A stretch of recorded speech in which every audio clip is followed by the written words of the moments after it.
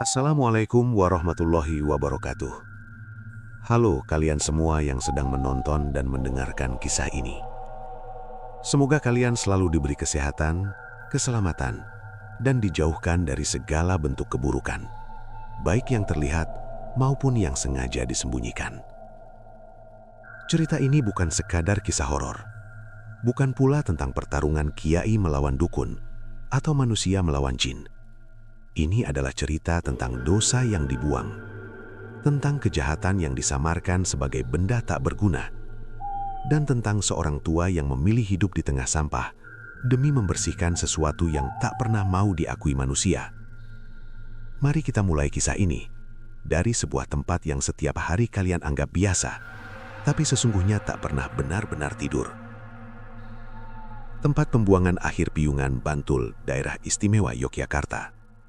Tempat pembuangan akhir Piungan bukan hanya gunungan sampah. Bagi warga sekitar, tempat itu seperti makhluk hidup. Ia bernafas lewat bau busuk. Ia menggeram lewat suara longsoran. Dan di malam tertentu, ia seperti mengaduh pelan, seolah menyimpan sakit yang terlalu lama dipendam. Setiap subuh, sebelum matahari muncul dari balik perbukitan Bantul, truk-truk sampah sudah berderet. Mesin meraung, rem berdecit, lalu muatan ditumpahkan tanpa peduli apa isinya. Sisa makanan, bangku patah, popok bayi, pecahan cermin, dan benda-benda yang tak seharusnya ada di sana. Para pemulung turun lebih awal. Mereka menyebutnya rebutan rezeki pagi.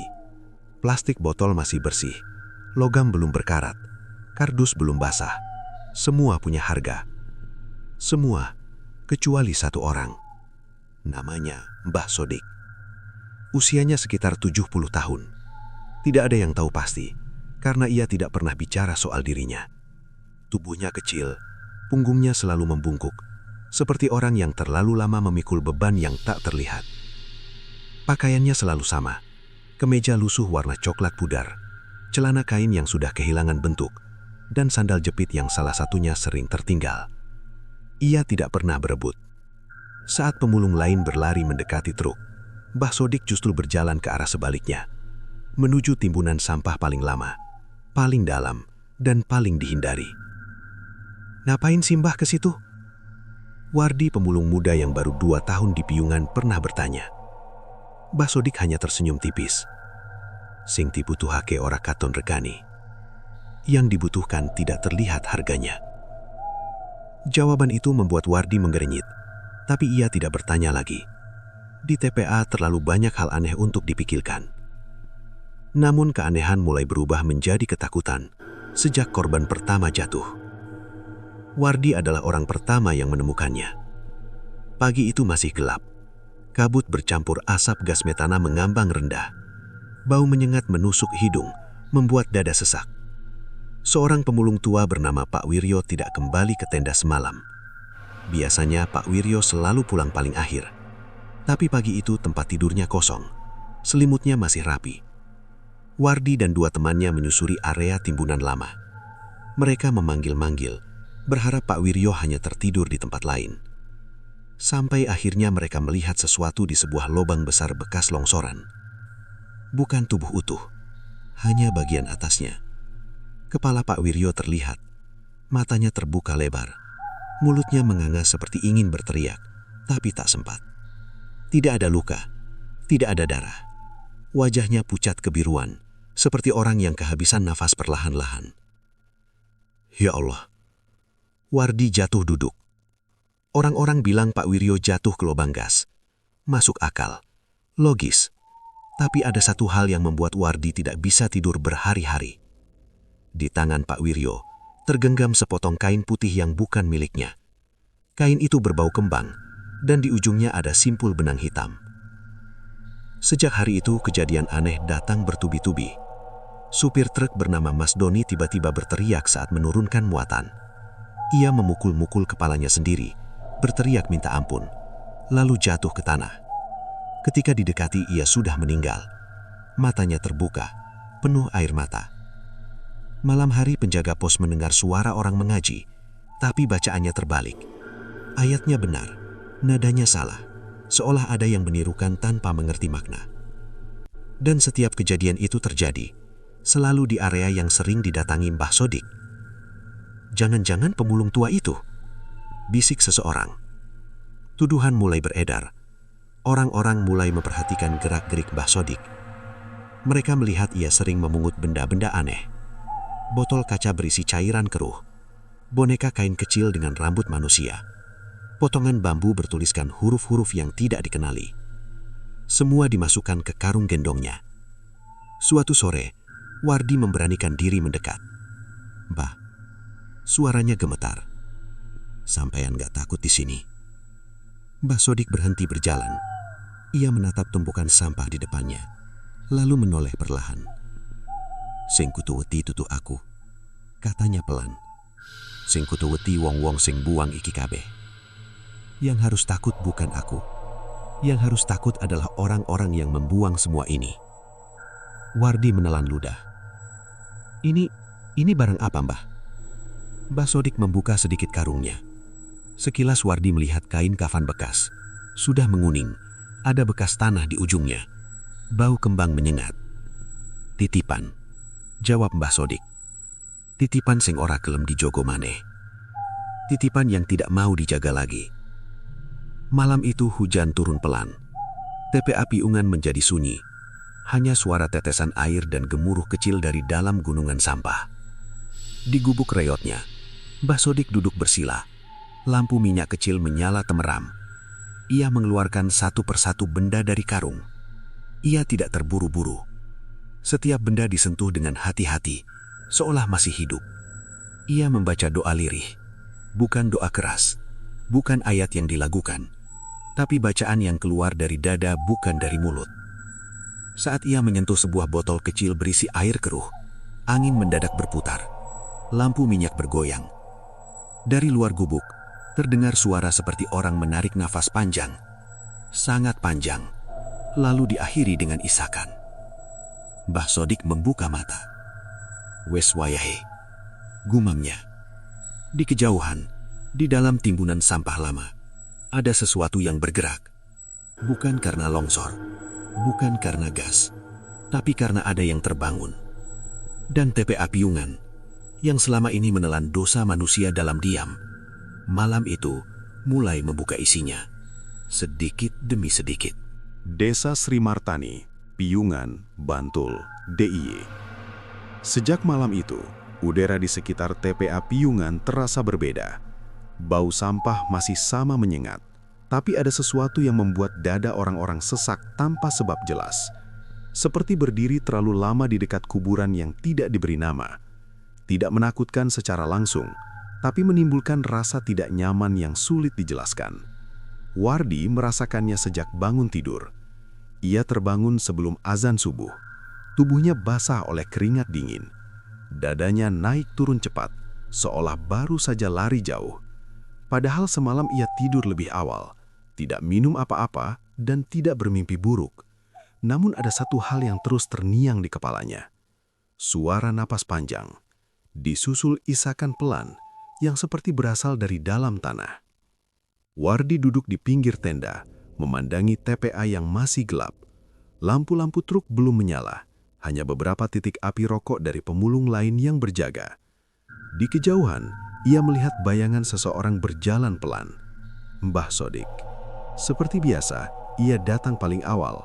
Langkahnya pelan, nyaris menyeret, tapi arahnya jelas, menuju timbunan lama. Orang tua itu, gumam Wardi, sebenarnya ngapain sih tiap hari? Ia ingin bertanya lagi, tapi setiap kali niat itu muncul, ada rasa segan yang aneh. Bukan takut, lebih seperti hormat yang tidak ia mengerti asalnya. Pagi itu, suasana berubah tegang. Sebuah truk dari arah Sleman datang membawa muatan yang tidak biasa. Saat baknya dibuka, beberapa pemulung langsung mundur. Bukan karena baunya, melainkan karena isinya terlihat berbeda. Di antara sampah rumah tangga, tampak bungkusan kain putih yang masih relatif bersih. Ada pula kendi tanah liat yang diikat kain mori. Beberapa botol kaca berisi air kecoklatan tertutup lilin hitam yang meleleh. "Loh, iki kok koyo ngene?" Salah satu pemulung berbisik. Wardi mendekat, jantungnya berdebar. Ia pernah melihat benda-benda seperti itu, bukan di TPA, tapi di rumah neneknya dulu saat ada tetangga yang sakit aneh. Ini bukan sampah biasa, kata Wardi pelan. Seorang pemulung lain menelan ludah. Kayaknya sisa ritual. Kata itu membuat suasana langsung sunyi. Ritual. Di desa-desa Jawa, kata itu bukan hal asing. Semua orang tahu, tapi sedikit yang berani membicarakannya. Lebih sedikit lagi yang mau mengakui pernah terlibat. Dan di TPA Piyungan, benda-benda semacam itu mulai semakin sering ditemukan. Berita cepat menyebar ke desa Sri Martani. Siang itu, warga berkumpul di balai desa. Wajah-wajah tegang, suara saling tumpang tindih. Kepala desa, Pak Lurah Suyatno, duduk di depan dengan kening berkerut. Ini sudah terkeluaran, kata seorang bapak. TPA ada di tempat buang santet. Anak-anak kita lewat situ tiap hari. Betul, sahut yang lain. Korban sudah ada, jangan nunggu nambah. Nama Mbah Sodik kembali muncul. Pemulung tua itu, ujar seorang ibu dengan suara pelan tapi menusuk. Setiap ada kejadian, dia selalu di situ. Dan barang-barang aneh itu, tambah yang lain, katanya dikumpulin sama dia. Pak Lurah mengangkat tangan. Kita jangan nuduh sembarangan. Namun kegelisahan sudah terlanjur menyebar. Akhirnya diputuskan untuk memanggil seorang kiai muda yang cukup dikenal di wilayah Bantul, Ustadz Fadlan. Sore menjelang maghrib, Ustadz Fadlan tiba. Usianya sekitar 35 tahun, wajahnya bersih, sorot matanya tajam tapi tenang. Ia sering diundang untuk ceramah dan ruqyah. Banyak warga percaya padanya. Ia mendengarkan cerita warga tanpa menyelah, tentang korban, tentang benda-benda ritual, tentang pemulung tua yang mencurigakan. Setelah semua selesai berbicara, ia menarik napas panjang. Ilmu hitam itu nyata, katanya pelan, dan dosa manusia tidak hilang hanya karena dibuang. Warga saling pandang. Kita perlu bersih-bersih, bukan cuma tempatnya, tapi juga niat kita. Diputuskan malam itu akan diadakan doa bersama di sekitar TPA. Sementara itu, Mbah Sodik berdiri sendirian di lereng timbunan lama. Ia tahu apa yang sedang terjadi di balai desa. Ia tahu dirinya sedang dibicarakan, tapi ia tidak peduli. Di tangannya ada sebuah boneka kain kecil. Rambutnya kusut, terbuat dari rambut manusia asli. Di dadanya tertusuk jarum berkarat. Mbah Sodik menatap boneka itu lama. Isih cilik, sing dikorbanke bocah, sing buang wong tuo. Ia menghela napas, lalu duduk bersila. Ia tidak langsung membaca doa. Ia menunggu. Dan benar saja, tanah di depannya bergerak pelan. Bukan longsor, tapi seperti ada sesuatu yang menggesernya dari bawah, mencari celah. Angin berhenti. Suara TPA hilang. Yang terdengar hanya napas berat, sangat dekat dengan telinga. Mbah, suara itu serak, seperti berasal dari tenggorokan yang kering. Mbah Sodik membuka mata. Ia tidak kaget. Tak kandani, ojo metu sadurunge wayahe. Sesuatu itu tertawa pelan. Terlalu banyak titipan, suara itu bergetar. Kami sesak. Mbah Sodik memejamkan matanya lagi.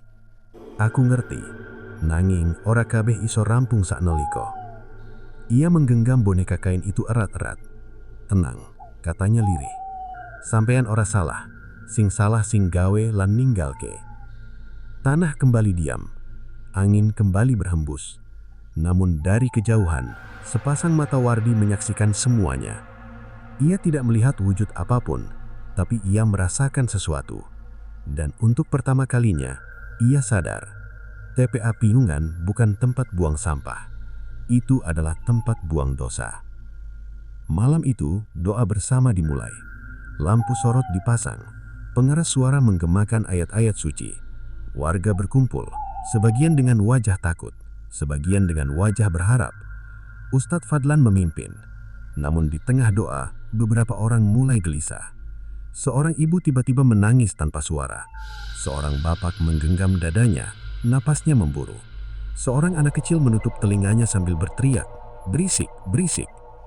Ustadz Fadlan berhenti. Ia menatap ke arah timbunan lama. Dan di sana, di bawah cahaya temaram, ia melihat sosok tua berdiri sendirian, Mbah Sodik. Pemulung itu tidak ikut berdoa. Ia hanya berdiri, menunduk, seperti sedang menunggu sesuatu yang jauh lebih berat daripada sekedar bacaan ayat. Dan entah kenapa, untuk pertama kalinya dalam hidupnya, Ustadz Fadlan merasa doa-doanya tidak sampai ke tanah itu. TPA Piyungan, zona timbunan lama, malam menuju dini hari. Doa bersama malam itu berakhir tanpa kata penutup yang jelas. Tidak ada yang berani bicara. Warga pulang satu persatu dengan wajah tegang. Beberapa ibu masih menangis pelan, bukan karena takut, tapi seperti sedang menahan rasa bersalah yang tiba-tiba muncul tanpa sebab. Ustadz Fadlan berdiri cukup lama di dekat mobilnya. Matanya masih tertuju ke arah timbunan sampah lama, tempat di mana Mbah Sodik tadi berdiri. Pemulung tua itu sudah tidak terlihat, seolah menelan gelap, padahal lampu sorot masih menyala terang. Kenapa rasanya berat sekali? Gumam Ustadz Fadlan lirih. Ia merasakan sesuatu yang jarang ia alami. Doanya tidak ditolak, tapi juga tidak diterima. Seperti tertahan di udara. Malam semakin larut. TPA Piyungan kembali sepi. Mesin truk mati. Suara manusia hilang. Yang tersisa hanya dengungan gas, suara serangga, dan kadang bunyi krek dari tumpukan sampah yang bergeser sendiri. Di salah satu sisi timbunan lama, beberapa pemulung masih bertahan. Mereka takut pulang ke desa, lebih tepatnya takut tidur sendirian. Wardi duduk memeluk lutut di dekat api kecil. Matanya terus mengarah ke lereng tempat Mbah Sodik biasa bekerja. Bayangan percakapan sore tadi terus berputar di kepalanya. Kami sesak, kebanyakan titipan. Itu bukan suara manusia, tapi juga bukan suara seperti di film horor. Lebih mirip keluhan. Bah, Wardi berbisik pelan entah kepada siapa. Sampeyan iki sejatine sopo? Angin berembus dingin. Api kecil di depannya bergoyang, nyaris padam. Lalu bau kembang menyebar. Bukan bau busuk sampah, bukan bau bangkai, tapi bau kembang setaman, seperti di pemakaman. Di gubuk reotnya, Mbah Sodik duduk bersila dalam gelap. Lampu minyak sengaja ia matikan. Di hadapannya tergeletak beberapa benda. Kain kafan bekas, boneka kain, potongan bambu bertuliskan Rajah Pudar, dan sebuah sandal jepit anak-anak, putus talinya. Ia menyentuh sandal itu lama. Isih anyar, gumam Mbah Sodik. Durung suwe. Ia menutup mata. Dalam benaknya bayangan seorang anak muncul. Bukan bayangan nyata, tapi sisa rasa. Anak itu sakit lama. Orang tuanya putus asa. Mereka mendatangi seseorang, meminta jalan pintas. Santet dikirim. Anak orang lain yang menjadi sasaran. Anak sendiri yang akhirnya ikut menanggung. Media santet dibuang. Dosa ditinggalkan. Dan jin yang dipanggil diikat pada benda paling lemah. Sandal anak-anak. Sampeyan digowo kene, ucap Mbah Sodik lirih, seolah berbicara pada sesuatu yang duduk di depannya. Bukan salahmu. Udara di dalam gubuk mendadak berat, seperti ada yang berdiri di sudut ruangan. Tidak terlihat, tapi terasa. Dingin, padat, dan penuh emosi yang tidak stabil. Aku diikat. Suara itu muncul pelan. Ditinggal.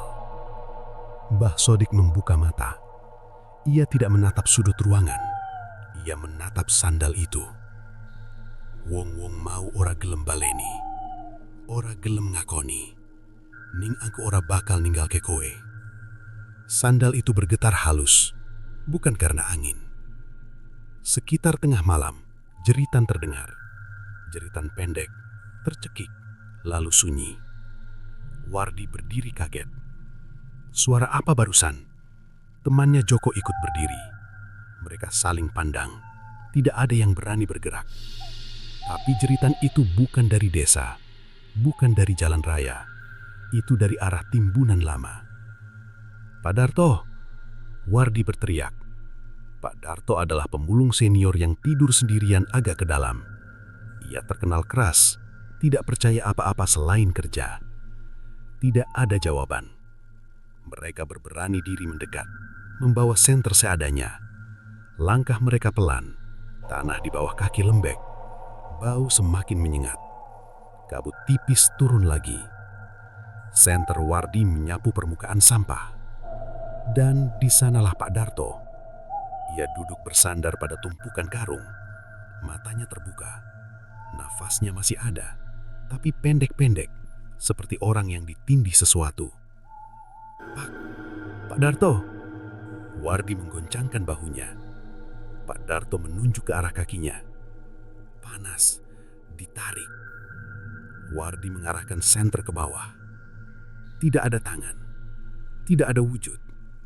Tapi ada sandal kecil terletak tepat di dekat kaki Pak Darto. Sandal anak-anak, putus talinya. Tiba-tiba Pak Darto menjerit. Bukan teriakan keras, tapi panjang, seperti suara yang keluar dari dada yang kosong. Dan bersamaan dengan itu, bau kembang semakin kuat. Mbah Sodik datang tanpa suara. Entah dari mana. Tiba-tiba saja ia sudah berdiri di belakang Wardi. Menjauh, katanya pelan. Wardi refleks menurut. Joko mundur dengan kaki gemetar. Mbah Sodik jongkok di depan Pak Darto. Ia tidak menyentuh tubuhnya. Ia hanya mengambil sandal kecil itu. Begitu sandal diangkat, tubuh Pak Darto langsung lunglai. Nafasnya kembali normal, meski wajahnya pucat seperti orang baru lolos dari tenggelam. Mbah Sodik menggenggam sandal itu erat-erat. Cukup, ucapnya tegas, tapi tetap rendah. Wis cukup. Udara mendadak ringan. Bau kembang perlahan memudar. Pak Darto pingsan. Wardi menatap Mbah Sodik dengan mata berkaca-kaca. Bah, suaranya gemetar. Itu barusan apa? Mbah Sodik berdiri perlahan. Dudu apa? Jawabnya. Dewek sopo. Ia menatap Wardi lama. Lan dewek ora jahat. Lanjutnya. Singa gawe dewek koyo ngono manungso. Malam itu Pak Darto selamat. Tapi kabar kejadian menyebar cepat. Pagi harinya, warga desa Sri Martani semakin yakin TPA Piyungan bukan hanya tempat angker. Itu adalah penjara makhluk yang ditelantarkan. Ustadz Fadlan datang kembali. Ia menemui Mbah Sodik di dekat gubuk. Sampean sebenarnya siapa? Tanyanya langsung tanpa basa-basi. Mbah Sodik menatap tanah. Aku mung sing nutup, jawabnya. Bukan sing membukak. Menutup apa? Kesalahan sing ora gelem diakoni. Ustadz Fadlan terdiam. Ia mulai memahami satu hal yang selama ini luput darinya. Bukan semua gangguan gaib harus dilawan. Sebagian harus dipulangkan dengan tanggung jawab. Dan malam itu, di TPA Piyungan, satu jin santet telah dilepaskan dari ikatan benda bekasnya. Namun Mbah Sodik tahu, itu baru satu. Masih banyak titipan lain. Dan tidak semuanya mau pergi dengan tenang. TPA Piyungan, Desa Sri Martani, malam Selasa Kliwon. Sejak kejadian Pak Darto, tidak ada lagi yang menganggap semua ini kebetulan. Para pemulung mulai takut tidur sendiri. Mereka berkumpul dalam kelompok kecil. Api unggun dibuat lebih besar, dan obrolan tidak lagi soal harga plastik atau besi rongsok, melainkan tentang apa yang sebenarnya mereka pijak setiap hari. Wardi duduk bersandar pada karung. Matanya sembab karena kurang tidur.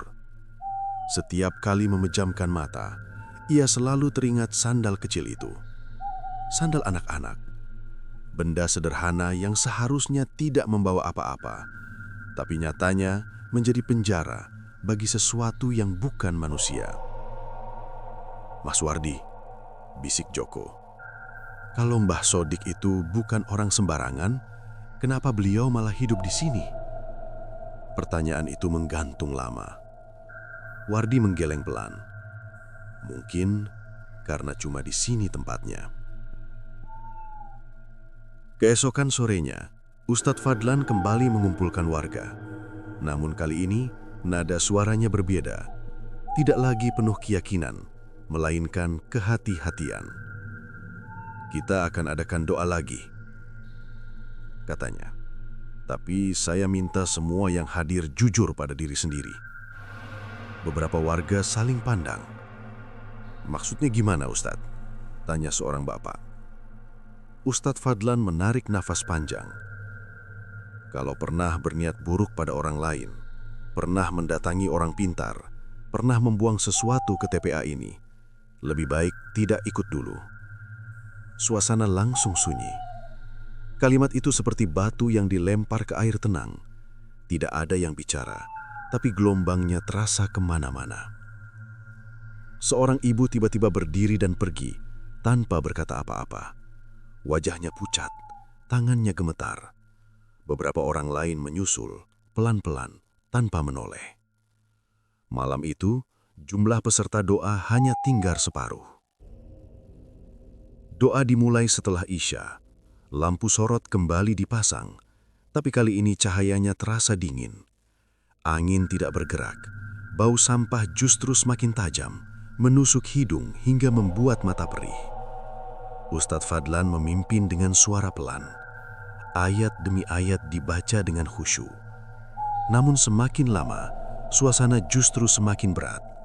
Beberapa orang mengeluh pusing, ada yang dadanya sesak, ada yang tiba-tiba teringat mimpi buruk lama tentang orang yang pernah mereka sakiti. Di tengah bacaan, seorang bapak berteriak, "Cukup!" Ia menutup telinganya. "Berisik, jangan dibacakan lagi." Semua terkejut. Ustadz Fadlan menghentikan doa. "Pak, sampean kenapa?" tanyanya lembut. Bapak itu terengah-engah. "Setiap dibaca, saya dengar suara orang nangis dari bawah tanah." Suasana makin mencekam. Dan di saat itulah, Ustadz Fadlan menyadari satu hal penting. Doa-doa ini tidak disambut. Doa-doa ini tertahan. Bukan karena kurang kuat, tapi karena tanah tempat mereka berdiri penuh titipan yang belum diselesaikan. Di pinggir timbunan lama, Mbah Sodik berdiri sendirian. Ia tidak ikut doa, tidak pula menjauh. Ia menunggu, seperti orang yang tahu sebentar lagi sesuatu akan terjadi. Wardi melihatnya dari kejauhan. Kali ini ia memberanikan diri mendekat. "Mbah," suaranya lirih. "Kenapa doa-doa itu malah bikin orang kesakitan?" Mbah Sodik menatapnya lama, lalu menunjuk ke tanah. "Le," katanya pelan, "yen omah kebak uwuh, kowe nyemprot pewangi, ambune ilang ora?" Wardi menggeleng. "Sing ilang mung ketutupan, lan nek ketutupan terus, suwene bakal jeblok." Wardi terdiam. "Doa itu bukan untuk menutup," tambah Mbah Sodik. "Doa itu kanggo wong sing gelem resik." Tiba-tiba tanah bergetar kecil, bukan gempa, bukan longsor, lebih seperti sesuatu menggedor dari dalam.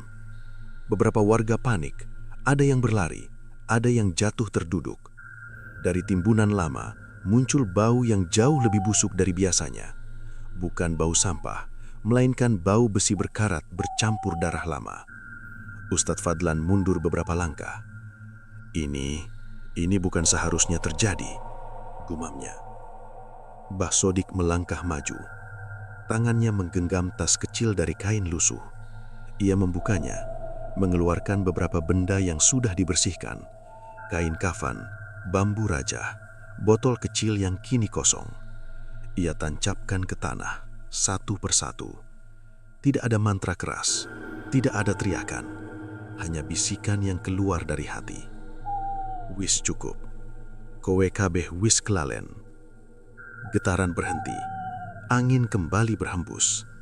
Namun beberapa warga tiba-tiba menangis keras. Tangisan bukan karena takut, melainkan karena ingat. Seorang ibu jatuh berlutut. "Saya salah." Isaknya pecah. "Saya dulu minta orang itu sakit, lalu saya buang semua ke sini." Tangisan itu seperti pemicu. Satu persatu, pengakuan mulai muncul. tentang iri, tentang dengki, tentang rasa sakit yang ingin dipindahkan ke orang lain. Ustadz Fadlan menunduk, air matanya jatuh ke tanah. Untuk pertama kalinya, ia sadar, doa tidak pernah bertolak. Yang sering tertolak adalah kejujuran manusia. Malam itu, tidak ada jin yang muncul dengan wujud. Tidak ada teriakan menyeramkan. Yang ada hanyalah rasa berat yang perlahan dilepas satu persatu, seiring pengakuan yang keluar dari dada manusia. Dan di tengah semua itu, Mbah Sodik berdiri diam. Tubuhnya terlihat semakin rentah. Nafasnya semakin pendek. Namun matanya tenang. Karena ia tahu pekerjaannya belum selesai. Masih banyak dosa yang dibuang, masih banyak titipan yang terikat, dan tidak semua manusia berani mengaku. Imogiri, perbatasan makam Raja-Raja Mataram. Dini hari, malam setelah doa yang penuh pengakuan itu, Mbah Sodik tidak kembali ke gubuknya. Wardi menyadarinya saat subuh. Biasanya, sebelum azan berkumandang, sosok tua itu sudah terlihat berjalan perlahan di antara kabut sampah. Namun pagi itu, jalur yang biasa dilewati Mbah Sodik kosong. Ada rasa cemas yang aneh di dada Wardi. Bukan karena takut gangguan goib, melainkan karena takut kehilangan satu-satunya orang yang mengerti apa yang sedang terjadi. "Apa Mbah pulang?" tanya Wardi pada Pak Darto yang masih lemas. Pak Darto menggeleng. "Orang kayak beliau jarang pulang, Leh." Kalimat itu membuat Wardi terdiam. Sementara itu, Mbah Sodik berjalan tertatih di jalur tanah Imogiri. Udara di sana lebih dingin. Bau kembang dan tanah basah bercampur jadi satu. Dari kejauhan, lampu-lampu kecil makam Raja Mataram tampak redup, seolah enggan menyala terang. Langkah Mbah Sodik terhenti di depan sebuah bangunan tua. Pesantren kecil yang nyaris tak berpenghuni. Pintunya terbuka sebelum ia mengetuk. Seorang kiai sepuh berdiri di ambang pintu. Rambutnya putih seluruhnya, wajahnya keriput, tapi sorot matanya tajam. "Sampean telat, Sodik," ucapnya lirih. Mbah Sodik menyenyum tipis. "Durung rampung, Yai." Kiai sepuh itu mengangguk pelan. "Memang ora bakal tahu rampung, nek manungso isi seneng nyimpen tangan." Mbah Sodik masuk, duduk di lantai kayu. Nafasnya terdengar berat. "Piungan kebak, Lai," katanya pelan. "Bukan cuma benda, tapi titipan." Kiai sepuh menuangkan air putih. "Sejak dulu, tugas kita memang nutup, Leh. Bukan ngusir, bukan nyerang, tapi ngresiki jejak sing ora diakoni." Di pesantren itu, kisah lama terurai. Puluhan tahun lalu, Mbah Sodik bukan pemulung. Ia adalah kiai muda yang disegani. Ilmunya bukan untuk menyerang, melainkan menutup santet setelah pelaku mati, kabur, atau tidak mau bertanggung jawab. Ilmu itu tidak banyak diketahui. Bahkan di kalangan pesantren pun dianggap berat. Karena tugasnya bukan melawan kejahatan, melainkan menampung sisa-sisanya. "Kue ngerti, kenopo keh sing ora kuat neruske?" tanya kiai sepuh. Mbah Sodik mengangguk. "Amargo sing ditutup kui rasa salahe manungso." Santet bukan hanya jin. Santet adalah niat yang dilepas lalu ditinggalkan. Dan setiap niat itu harus ditutup agar tidak terus memakan korban. Generasi sadurunge gunake kuburan. Alas sekali. Nek saiki wong-wong gunake TPA. Mbah Sodik menunduk. "Makanya aku milih dadi pemulung. Biar ora ono sing curiga. Biar kabeh kejahatan dibuang jujur." Di saat yang sama, di TPA Piungan, keadaan memburuk. Beberapa pemulung mengalami mimpi yang sama. Tentang orang-orang yang datang membawa bungkusan. Tentang wajah-wajah tanpa mata. Tentang tangan-tangan kecil yang menarik kaki mereka dari bawah sampah. Wardi terbangun sambil teriak. Ia melihat sesosok berdiri di ujung tenda. Tidak jelas wajahnya, tapi ia tahu itu bukan manusia. "Sampean ninggal ke aku." Suara itu bergetar. "Dibuang." Wardi menutup mata sambil berdoa seadanya. Pagi harinya, warga kembali gelisah. Mbah Sodik tidak ada, dan titipan mulai bergerak tanpa kendali. Mbah Sodik kembali menjelang sore. Langkahnya lebih berat dari biasanya. Wajahnya pucat, tapi matanya tetap tenang. Wardi langsung menghampiri. "Bah, sampean kemana?" Mbah Sodik menyenyum lemah. "Njalu izin lai." "Izin apa?" "Izin kanggo neruske hanti rampung." Ia duduk di tanah, tangannya gemetar. "Lai, yen aku ora ono mengko, ojo ono sing neruskene ora siap." Wardi tercekak. "Mbah, jangan ngomong gitu." Mbah Sodik menggeleng. "Tugas iki ora mateni badan, nanging grogoti hati."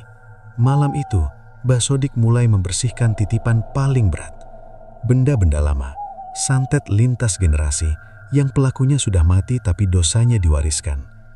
Tanah bergetar lebih sering, suara isakan muncul dari banyak arah. Namun Mbah Sodik tidak berhenti. Karena ia tahu satu hal, jika ia berhenti, TPA Piyungan akan menjadi ladang kutukan terbuka. Dan ia tidak mau itu terjadi. Sejak Mbah Sodik kembali dari Imogiri, tubuhnya tak pernah benar-benar pulih. Wardi memperhatikannya setiap hari. Langkah Mbah Sodik semakin pendek, nafasnya sering terputus di tengah jalan. Tangannya gemetar saat memungut benda-benda yang dulu bisa ia angkat tanpa ragu. Namun satu hal tidak berubah. Ia tidak berhenti bekerja. Malam demi malam, Mbah Sodik menyusuri tumpukan lama. Ia membuka bungkusan-bungkusan yang bahkan pemulung paling nekat pun enggan menyentuhnya. Kain kafan yang sudah menghitam, botol-botol bersegel lilin, tanah kuburan yang dibungkus plastik pasar. Setiap benda membawa cerita yang tidak mau diceritakan manusia. Dan setiap cerita itu harus ditutup. Wardi akhirnya tidak tahan. Suatu sore saat langit mendung dan angin berhembus berat, ia mengikuti Mbah Sodik sampai ke lereng terdalam. "Mbah," suaranya gemetar, "sampean istirahat dulu, badan sampean kelihatan capek." Mbah Sodik berhenti. Ia menatap Wardi lama lalu tersenyum kecil. "Le," katanya pelan, "sing capek kuwi dudu badan." Ia menunjuk dadanya sendiri. "Sing apot kuwi kene." Wardi menelan ludah. "Kalau begitu, kenapa Mbah tetap nerusin?" Karung di pundak Mbah Sodik diturunkan perlahan. "Amargo nek aku mandek," jawabnya lilih. "Sing nanggung dudu aku tok." Angin bertiup dingin. Di bawah kaki mereka, tanah bergetar kecil, seperti mengiyakan kata-kata itu. Malam Jumat Legi itu, kejadian yang paling ditakuti akhirnya terjadi. Seorang ibu dari desa Sri Martani datang ke TPA sambil menangis keras. Rambutnya acak-acakan, mukanya pucat. Ia berteriak memanggil nama seseorang. "Pak Slamet, Pak Slamet!" Warga berlarian menghampiri. "Itu suaminya," bisik seseorang, "yang sakit bertahun-tahun tapi nggak mati-mati." Di tengah kerumunan, ibu itu jatuh berlutut. "Saya salah," teriaknya pecah. "Saya yang minta, saya yang buang semuanya ke sini." Tangisnya berubah menjadi histeris. "Saya cuma mau dia menderita, saya nggak mau ada korban lain." Udara mendadak berubah berat. Lampu-lampu berkelip. Dari arah timbunan lama terdengar suara nafas panjang, sangat panjang, seperti dada yang lama ditekan. Mbah Sodik datang tertatih. Ia berdiri di depan ibu itu. "Wes telat," katanya pelan, tanpa marah. "Nanging durung rampung." Ibu itu mendongak. "Mbah, suami saya tiap malam teriak-teriak. Katanya ada yang narik kakinya." Mbah Sodik menutup mata sebentar. "Santetmu ora rampung," katanya. "Lan kue ninggal ke dheweke karo sing nggawa." Ibu itu menangis semakin keras. "Apa masih bisa diselamatkan?" Mbah Sodik membuka mata. "Aku bakal nyoba nutup, nanging resik-resike kutu kue tanggung." Malam itu, untuk pertama kalinya, banyak warga datang mengaku. Bukan karena keberanian, tapi karena ketakutan sudah terlalu dekat. Tentang santet yang mereka pesan belasan tahun lalu. Tentang benda-benda yang dibuang diam-diam ke TPA. Tentang niat buruk yang mereka anggap sudah berlalu. Satu persatu pengakuan itu seperti pisau kecil, menusuk tubuh Mbah Sodik. Ia mendengarkan semuanya, tidak menghakimi, tidak memarahi, Namun setiap pengakuan membuat wajahnya semakin pucat. Ustadz Fadlan berdiri di sampingnya, dadanya sesak. Kenapa selama ini tidak ada yang bilang? Suaranya bergetar. Mbah Sodik senyum lemah. Amargo wong mong wani ngakoni nek wis ketekan. Doso sing dibuang ora tau ilang, mong ngenteni waktu bali. Tengah malam, Mbah Sodik memutuskan melakukan penutupan terbesar. Ia membawa semua benda yang sudah dikumpulkan bertahun-tahun. Karung-karung itu ditata melingkar di satu titik timbunan lama, tempat korban pertama jatuh. Ia duduk di tengahnya. Wardi berdiri tak jauh, matanya basah. "Mbah, sampean jangan maksa." Mbah Sodik menoleh. "Le," katanya lembut, "yen ora ono sing gelem nutup, sing kebuka bakal njupuk luweh akeh." Ia mulai membaca doa. Bukan keras, bukan cepat, tapi sangat dalam. Tanah bergetar keras kali ini. Beberapa warga muntah, beberapa pingsan. Dari dalam timbunan muncul suara tangis bercampur marah. Bukan satu, banyak. Namun bukan suara menyerang. Itu suara ditinggalkan. Mbah Sodik terbatuk keras. Darah menetes dari sudut mulutnya. Wardi berlari mendekat. Mbah tahan." Mbah Sodik senyum tipis. "Le," suaranya hampir tak terdengar. "Sing paling angel kui tutu santet." "Apa mbah?" "Manungso sing ora gelem ngakoni." Matanya terpejam. Nafasnya tinggal satu, lalu hilang. Fajar menyingsing di TPA Piyungan. Tidak ada teriakan, tidak ada bau kembang. Hanya keheningan yang aneh, tenang, dan sangat jujur. Warga berdiri diam. Pengakuan mereka datang terlambat. TPA Piyungan, Bantul. Fajar yang tidak sama lagi. Fajar datang tanpa suara. Tidak ada ayam berkokok. Tidak ada burung melintas. Bahkan bau sampah yang biasanya menusuk hidung terasa berbeda. Lebih ringan. Langit di atas TPA Piyungan memerah pucat seperti orang yang baru saja menangis semalaman. Kabut tipis menggantung rendah, menutup sebagian gunungan sampah yang selama ini menjadi saksi bisu segala kebusukan.